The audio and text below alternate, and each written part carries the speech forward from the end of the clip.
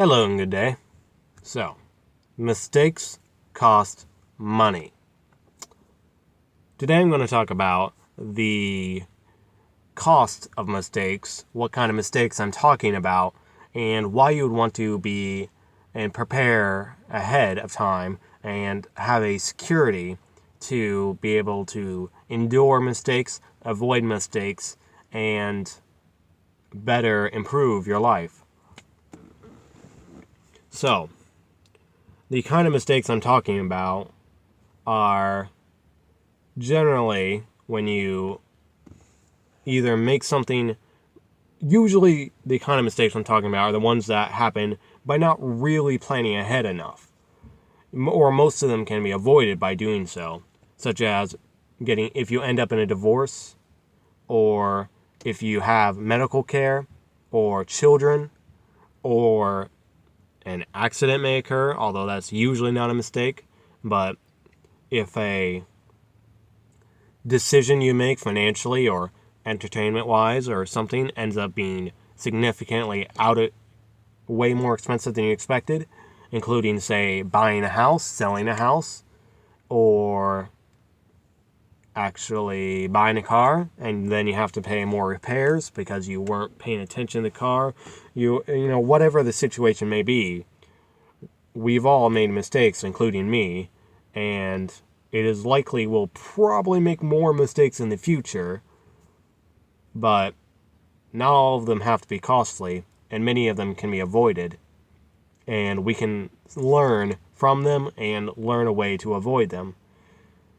So, often not planning ahead is a strong way to increase your odds of something happening. Say, for example, going back to, I'll go through all three of them, the main ones I brought up. A divorce. A good way to reduce that is by having several months, usually like 6 months, of getting to know each other and being in a relationship, like dating, and then several sessions of premarital counseling to get to know about each other and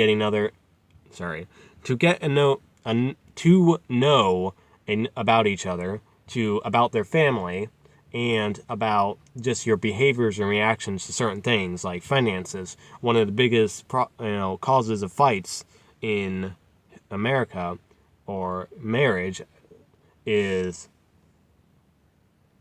money problems and money conversations.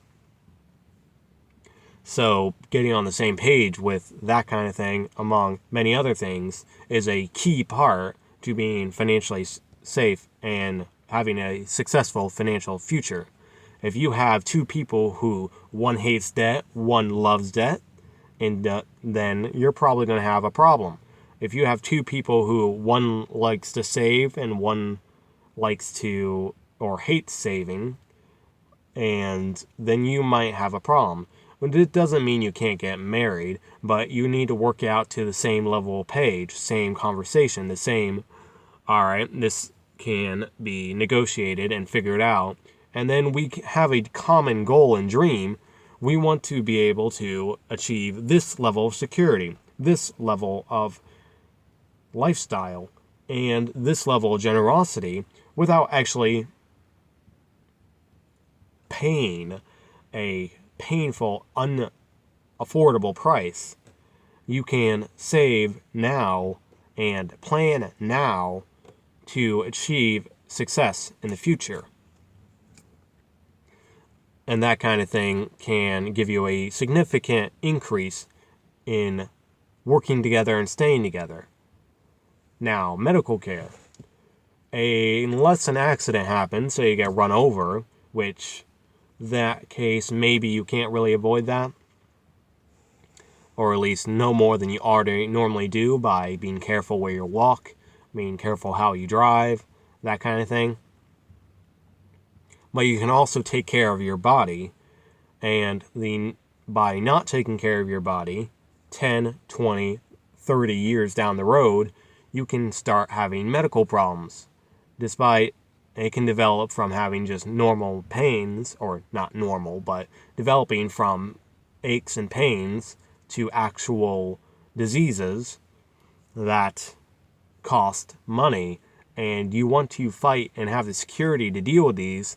But if you take preventative measures and care, then you will be able to avoid almost any disease or cure most.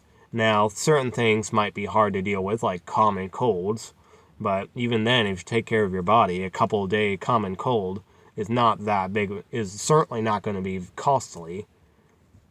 And the actual intelligence, growth, health, and physical,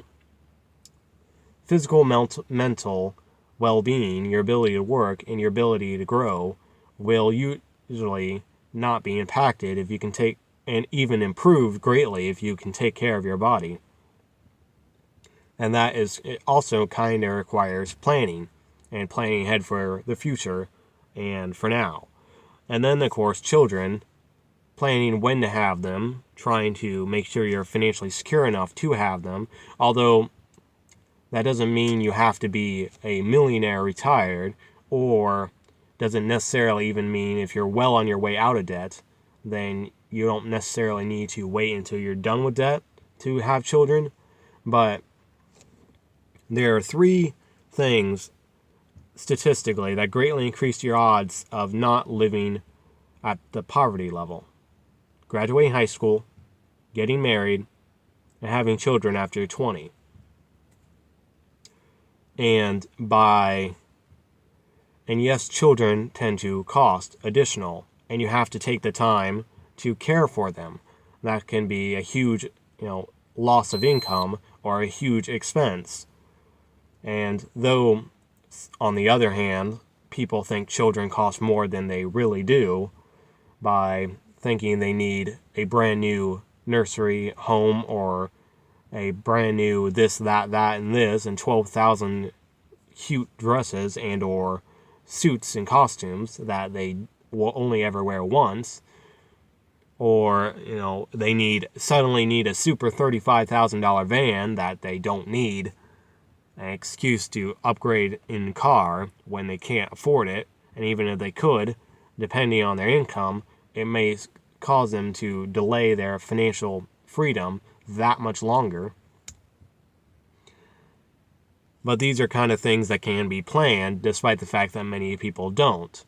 And there are things you can take or do to increase your odds of actually succeeding. By looking at statistics or looking at successful people, you can get a clue at, maybe I can do something to avoid this, to improve this. And by not planning ahead, you then may be forced to suffer debt to deal with it, which is often a quadruple whammy. One is the actual interest you're paying is more than the original value of the expense.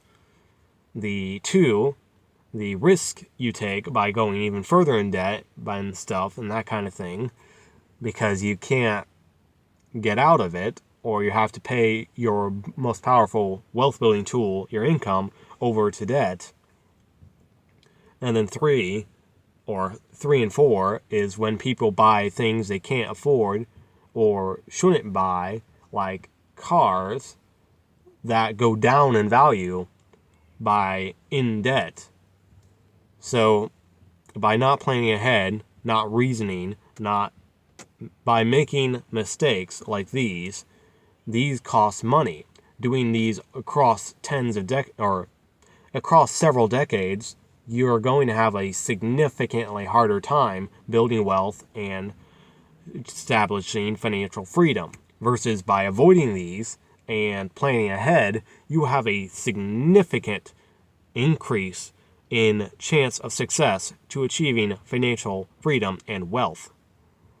So hopefully this helps you, gives you guys an idea to what mistakes to avoid or how to go about planning ahead, and to give you guys motivation to look towards people who have already succeeded and or have a skill and or plan that seems to do well, and taking that and improving yourself to, whether that be in marriage, Medicare, accidents, dealing with accidents so you don't go in debt, avoiding expensive things you can't afford, avoiding things, not only expensive things you can't afford, but things that go down in value, which is pretty much anything on the motor, including motor homes, and of course children.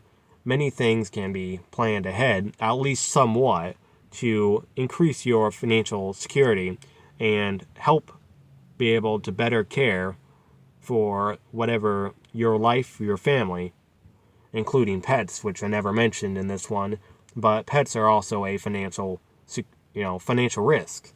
And even though pets are a perfectly good creature, part of the family, the actual cost of them, some people who, especially broke people, seem to not pay attention to. But anyway, hopefully this helped you guys, and if you have any questions or comments, feel free to leave them down below, and have a good day.